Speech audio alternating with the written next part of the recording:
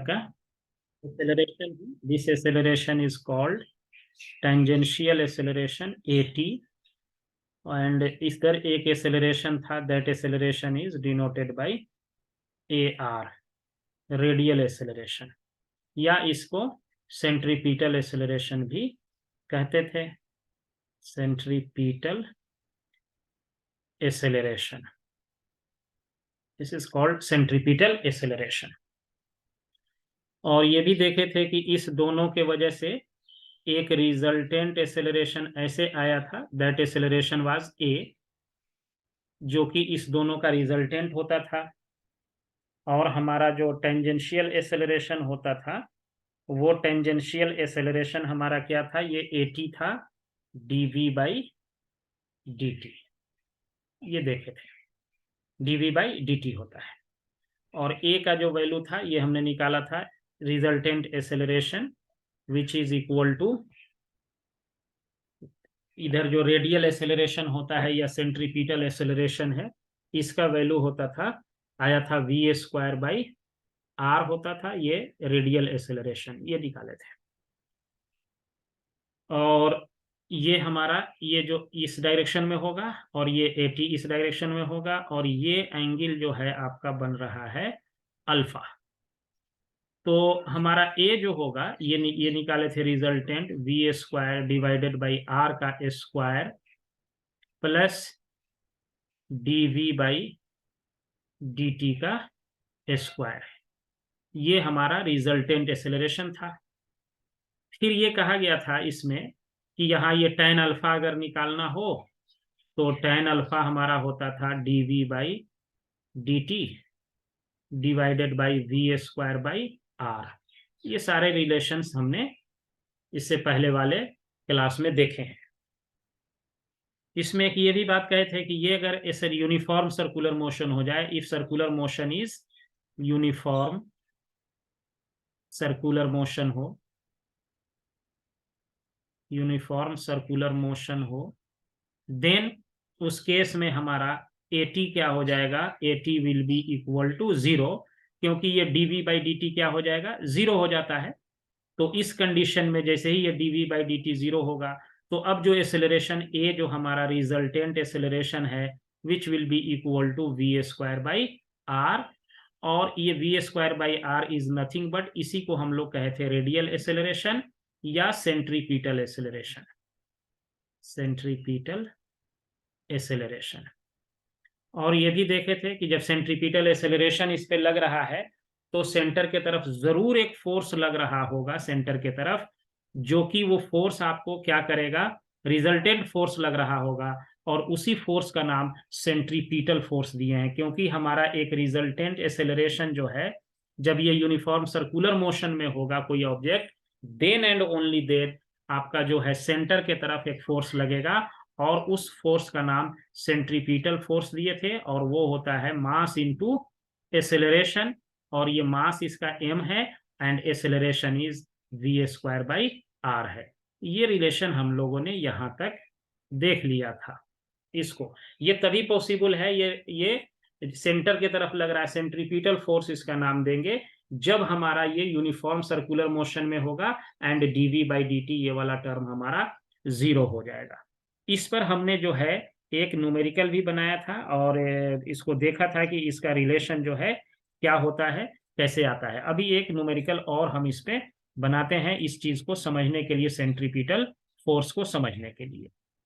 तो अभी हम एक न्यूमेरिकल आपको भेजते हैं, देखिए कंसेप्ट से बहुत रिलेटेड है। जैसे देखिए क्या है इसमें, कि आपके पास ग्रुप बना हुआ है, इस क्वेश्चन में कह रहा है कि एक जो है ये आपके पास, a small block of mass 100 gram moves with a uniform speed in a horizontal circular groove, horizontal और सर्कुलर ग्रूव है, विथ वर्टिकल साइड वॉल्स, ऐसा ग्रुप बना हुआ है इसमें। जैसे ये अगर हम बात करें, एक ये है, और इसमें अगर हम बात कर दें इस तरीके से, ये थोड़ा, एक मिनट, ये आपका जो है ग्रुप बना हुआ है, और ये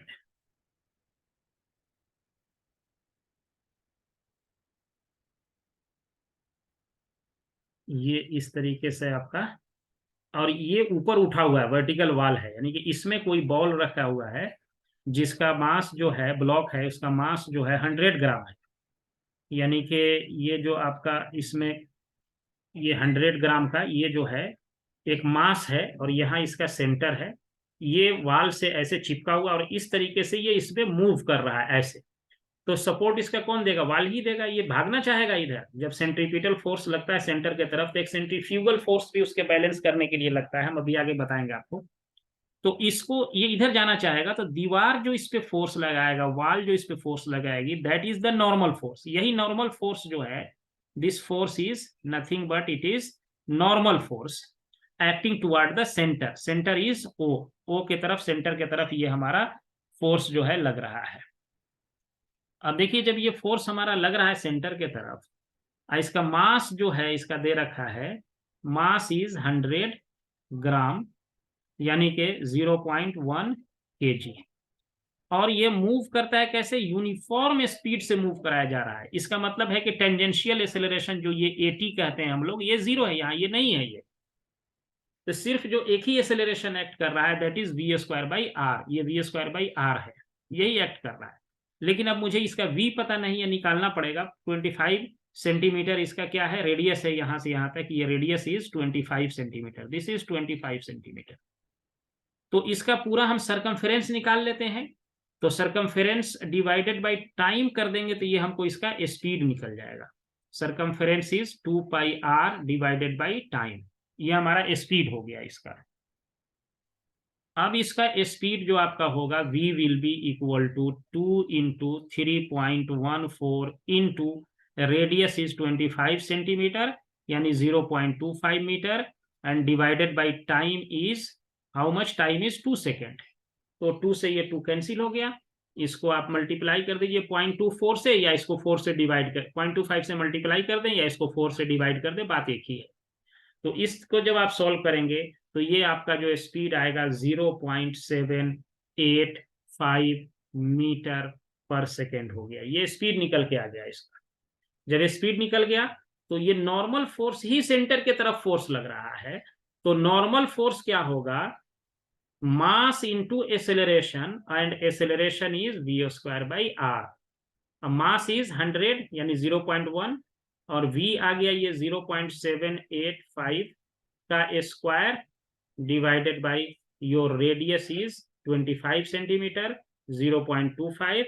इसको आप सॉल्व करेंगे तो ये आपको जो है आ जाएगा 0.25 न्यूटन, जो है ये नॉर्मल फोर्स इतना न्यूटन आ जाएगा। यानी इतना न्यूटन फोर्स ये वाल देगा, तब जाकर के ये आपका क्या रहेगा, ये इस ग्रूव के अंदर इस यूनिफॉर्म स्पीड से, जिसका वैल्यू जो है 0.785 मीटर पर सेकंड आया है, ये मूव करेगा। तो इतना फोर्स इसको चाहिए। और bending roads, this is called circular turning और bending of road, bending of roads, road का बेंड करना है, इसका क्या मतलब है? तो पहले हम सर्कुलर टर्निंग को समझते हैं। What is circular turning? ये देखिए, मान लीजिए कि ये एक हमारा सर्कुलर रोड का एक शेप दिया हुआ है, या मान लीजिए कोई स्ट्रेट रोड था, ये गाड़ी यहाँ जा रही थी, इसको बेंड करना है, ये गाड़ी यहाँ चल रही है, और ये यहाँ से यहाँ तक मान लिया है, इसके यहाँ पे ये सेंटर से इस तरह का, यहाँ जैसे जो जो रेडियस है इसका, जो सर्कुलर रेडियस है, सर्कुलर रेडियस इक्वल टू मान लेते हैं r है। अब जब ये गाड़ी यहां से बेंड करेगी ऐसे इस पाथ पे, तो इसके टायर का जो, टायर के बीच एक फ्रिक्शन का फोर्स है।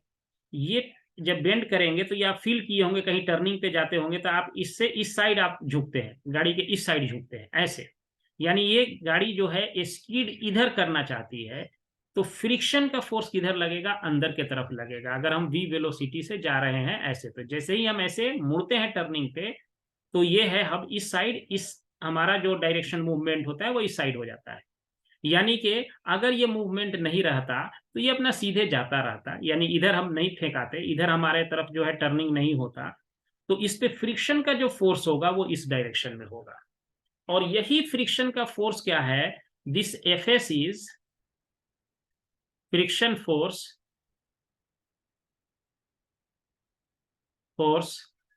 acting towards the center, acting towards the center, centre की तरफ एक्ट कर रहा है।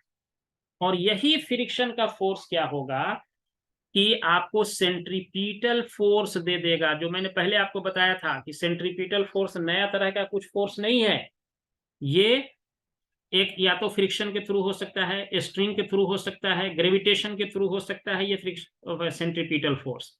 तो एफएस जो होता है, एफएस का जो वैल्यू होता है, ये क्या होता है, less than equal to mu S into N कहते हैं, यही होता है। ये फोर्स जो है म्यू एस स्टैटिक फ्रिक्शन है, क्योंकि ये इसका जो चक्का है जो है वो हमेशा पहिया जब देखेंगे तो वो हमेशा जमीन के कांटेक्ट में है, वो स्कीड नहीं कर रहा है, वो रेस्ट में है, इसीलिए यहाँ स्टैटिक फ्रिक्शन वर्ड यूज किया हुआ है। और इस केस में कोई ये नहीं है, तो फोर्स इसका जो है नॉर्मल फोर्स एक नीचे की तरफ लगेगा गाड़ी का, तो यहाँ नॉर्मल वेट नीचे की तरफ लगेगा तो नॉर्मल ऊपर की तरफ लगेगा। जैसे ये किसी ऑब्जेक्ट को हम ऐसे डाले रहते हैं तो इसका वेट नीचे एक्ट करता है एंड नॉर्मल फोर्स ऊपर एक्ट करता है। तो this will be equal to mu S into m into g हो जाएगा। मान लिया कि एम जो है हमारा इस कार का मास है। अब ये जो फ्रिक्शन का फोर्स किधर लग रहा है, सेंटर के तरफ लग रहा है, तो this centripetal force is nothing but M V square by R, mass into acceleration, which is less than equal to mu S into M G. इससे ये एम से एम कैंसिल हो गया, तो ये आपका जो होगा वी स्क्वायर जो है ये हो जाएगा less than equal to mu s multiplied by r into g हो जाएगा, और v इसका मैक्सिमम बड़ा से बड़ा वैल्यू हो जाएगा root under mu s multiplied by r into g हो जाएगा, mu s multiplied by r into g हो जाएगा।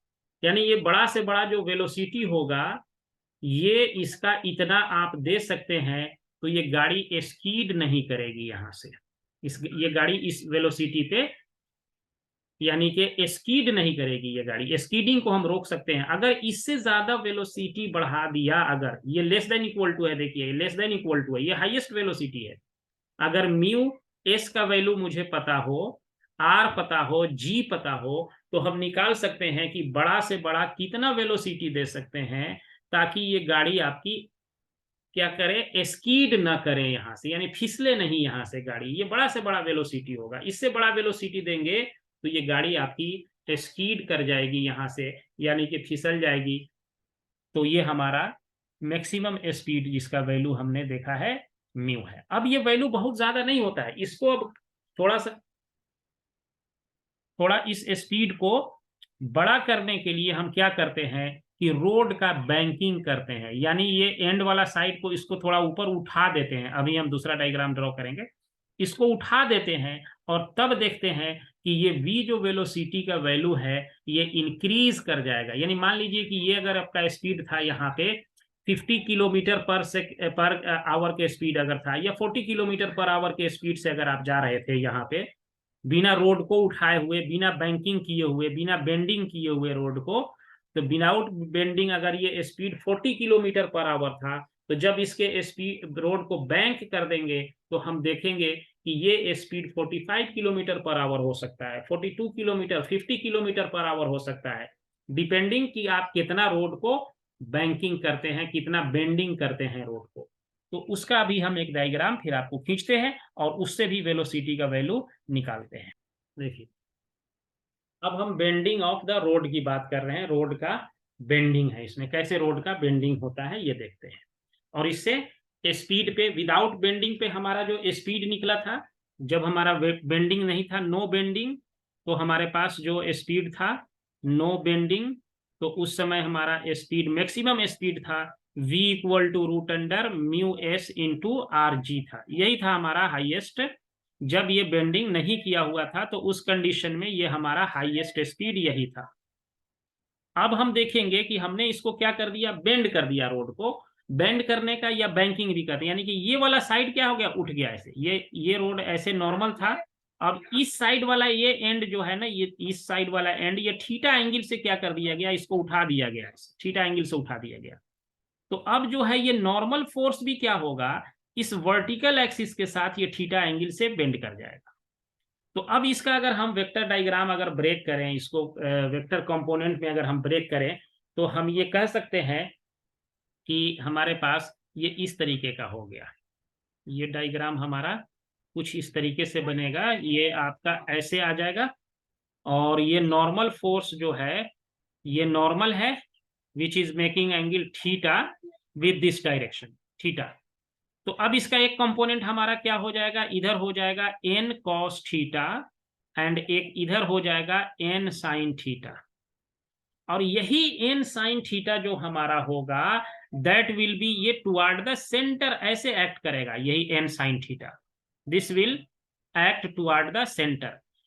और ये n cos थीटा हुआ जो कि इसके वेट mg के इक्वल हो जाएगा। अगर इसका वेट mg है तो n जो है n cos theta will be equal to mg। तो अब इस कंडीशन में जब आप इसका फ्री बॉडी डायग्राम यूज करके और जब इसको आप लिखेंगे, सारे इक्वेशंस को बैलेंस करेंगे, तो ये फोर्स किधर एक्ट कर रहा है, toward the centre. n sin theta is acting toward the centre, this n sin theta, this is acting toward the centre. So this force will be equal to, as per Newton's second law, mass into acceleration. Mass is m and acceleration is how much? Acceleration is v square by r। अगर ये v velocity से, ये Newton second law है। ये आपका normal n sin theta is acting toward the centre, और force है ये, तो force equal to mass into acceleration हो गया। Acceleration is v square by r है ये हमारा। उसी तरह से हम लिख सकते हैं कि n cos theta equal to क्या हो जाएगा, m इंटू जी हो जाएगा। ये वाला देखिए, n cos theta equal to m into g. अब इस दोनों रिलेशन को क्या करते हैं कि हम इसको डिवाइड कर देते हैं दोनों को। ये मान लो 1 है, दिस डिवाइडेड बाई दिस, यानी n sin theta divided by n cos theta equal to हो जाएगा, m से m कैंसिल हो जाएगा, v square by r into g हो जाएगा। यहाँ n से n भी कैंसिल हो गया, and sine theta by sine theta divided by cos theta, ये हो जाएगा आपको tan theta, and tan theta is equal to v square by R G हो जाएगा। तो यहां से आपको जो है tan थीटा का वैल्यू, अब देखो ये tan थीटा हमारा, यहां से हम लिख सकते हैं कि v square equal to R G multiplied by tan theta.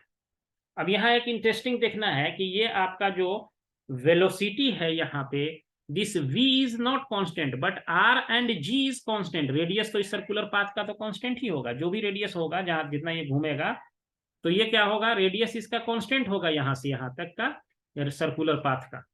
लेकिन g भी कांस्टेंट है, लेकिन थीटा अपने मर्जी से हम चेंज कर सकते हैं। अगर आप थीटा बढ़ा दोगे, सपोज करो कि if theta is increased, then what will happen, if theta increases, tan theta also increases, तो tan theta भी इंक्रीज करेगा। और जैसे ही tan theta ये इंक्रीज कर गया, तो v स्क्वायर भी क्या हो जाएगा, इंक्रीज कर जाएगा, क्योंकि ये इसके डायरेक्टली प्रोपोर्शनल है tan theta के। v square is directly proportional to tan theta। r and g both are constant, but theta is variable. So what we can say that if theta is increased, tan theta will increase, and tan theta will increase, then v square will increase. It means कि we will give more speed if we bend the road। अगर road को bend नहीं करेंगे तो उस case में हमारा speed जो होगा वो कम होगा as compare to the bending of the road. अब इस पे एक और छोटा सा हम न्यूमेरिकल आपसे पूछ लेते हैं, फिर जो है देखिए इसी पर बेंडिंग पे ही अभी बनाना है। क्वेश्चन ये कह रहा है, प्रॉब्लम ये है कि आपके पास कह रहा है the road at a circular turn of radius 10 metre. ये सर्कुलर टर्न है, यहाँ पे एक रोड है, यहाँ से जिसका रेडियस जो है 10 मीटर दिया हुआ है, 10 मीटर है, is banked by an angle of 10 degree. यहां से एंगल क्या किया गया, थीटा जो है 10 डिग्री कर दिया गया, 10 डिग्री उठा दिया गया इसका angle. What with what speed should a vehicle move on the turn so that normal contact force is able to provide the necessary centripetal force। यानी कि आपको कितना स्पीड से इसको हम मूव करें कि अभी जो ये देखे, जो ये फोर्स था नॉर्मल ही तो था, ये कॉन्टैक्ट फोर्स, ये एन जो है ये हमारा नॉर्मल फोर्स है, एन कॉस थीटा जो निकला है। तो ये पूछ रहा है आपको इस क्वेश्चन में कि आप जो है the road at a circular turn of radius 10 metre is banked, इसको बैंक के उठा दिया गया रोड को by angle 10 degree, with what speed should a vehicle move on the turn so that normal contact force is able to provide the necessary centripetal force। यानी necessary किस speed से इसमें रन कराया जाए, यानी कि यही v निकालना है आपको, ये वाला v निकालना है। यानी कि tan theta equal to V square by R G है, लेकिन यहाँ tan 10 डिग्री है, ये ध्यान रखिए, tan 10 degree equal to V square by radius is 10, और इसको भी 10 मान लेते हैं, और tan 10 डिग्री का वैल्यू जो है आपको दिया रहेगा क्वेश्चन में, अगर tan 10 डिग्री पूछे, क्योंकि tan 10 डिग्री का वैल्यू आपको याद करने की जरूरत नहीं है। तो यहां से क्या हो जाएगा, वी स्क्वायर इक्वल टू हो गया 100 tan 10 degree, and v will be equal to 10 root under tan 10 degree, यानी 100 का रूट तो 10 हो जाएगा, tan 10 ये रहा। अब ये tan 10 जो होता है, इसका जो वैल्यू होता है वो होता है 0.42, 10 मल्टीप्लाइड बाई 0.42, तो ये आपको आ जाएगा 4.2 मीटर पर सेकेंड। अगर आप 4.2 मीटर पर सेकेंड से भी अगर इसको ये करेंगे, स्पीड देंगे, तो ये गाड़ी जो है आपकी स्पीड नहीं करेगी, और ये गाड़ी जो है आपके आराम से वहां से चली जाएगी। तो बैंकिंग ऑफ द रोड का ये फायदा होता है कि आपका जो है स्पीड जो है आप उसको इंक्रीज कर सकते हैं।